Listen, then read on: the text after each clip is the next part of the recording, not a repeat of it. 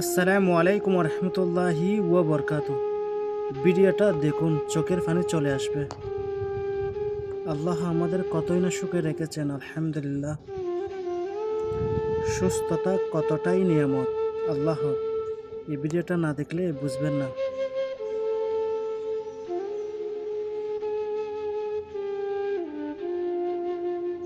আল্লাহ,